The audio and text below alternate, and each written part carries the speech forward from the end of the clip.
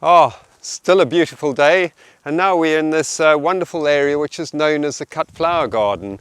I mean, we have lovely displays from a wedding cake to a bow tie bed to the cut flower garden at the back of the hazel archways.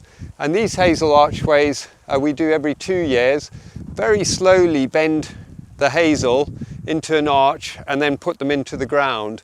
And we call them the humpback whales. I know it sounds funny, but we always put a hump in the middle of them, and when you look from a distance they have that same shape as a humpback. But what we're doing here today is planting some beautiful sweet peas, Fragmentissima, which obviously has the most beautiful scent, as well as the Spencer mix, which makes a fantastic cut flower. So what I'm going to do is I'm just going to come down here and dig a nice little trench running alongside these archways. And you want to get a good depth, because with sweet peas, when you grow them, you always have them. You have a long pot with where the roots can go right down. They much prefer that. So I'm just going to dig this out. I'll dig this little centaurea out. That's a perennial cornflower, but I can actually take that and put them behind here, so I haven't actually lost that plant. And there we go, he'll grow. That's all about division of plants. This is a fantastic way of making a garden for very little money. And here we are. Right, so that's dug out a nice good depth. What I'm going to do is just pick up some bone meal, a little scatter. There we go. A little scatter of bone meal. Mix it in with the soil really, really well. There we go. Get that a bit deeper. I do like the depth. There we go. It's a nice depth trench. Same principle. A good water in the trench first. And then I'm just going to water these sweet peas before we plant them. There we go. Let that settle, sink down. And I'll do this once more. Little dig out. Take a little bit more of that soil out. There we go. Now this is quite easy really. Just take your finger. You can get a stick. I normally just use my finger, and out we pop. The roots on these are fairly delicate, so I'm not going to be vicious and do what I did with the Veronica. So there we are, little teas, not much.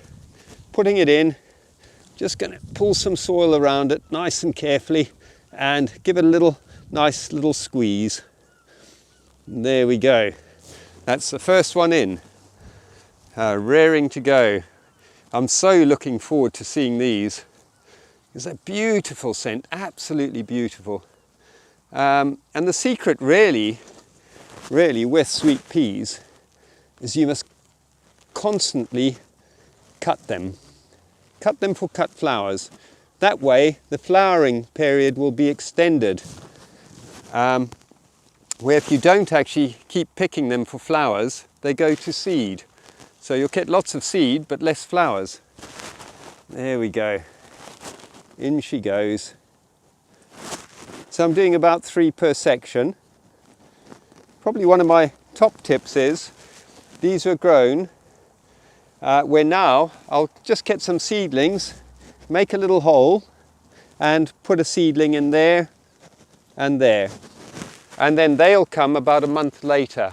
So they will actually be flowering about a month to 3 weeks later than the pot-grown sweet peas, which means we'll have an extended period of growing. Let me just put those back now, and then we'll give these a good water. There we go. Now what I'll do is just get the pea sticks, which I prepared earlier.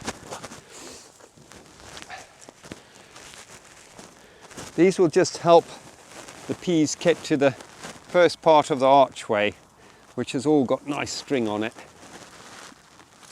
So I'll give it a good foundation. Just going to tuck that underneath, put it up to there. And then we've got another one let's put it beside, not on top, but beside sweet pea. And you know, all these natural elements can make something look really nice. Just pull that bottom piece off. And also when you cut your pea sticks, if you cut them so it has a little point, then it's so much easier to push it into the soil. There we go. I'll tuck that one. Might weave them in between there. Look at that. So that's got a lovely natural element to go with everything else. And maybe tuck that one in there. These sweet peas will grow up here now, get onto the main part of the trellis and grow right over. And as you can imagine, when you walk through here, in about, it'll only be about 8 weeks' time, we'll have that beautiful scent. And then you walk to the end of these archways and you come into some beautiful English roses.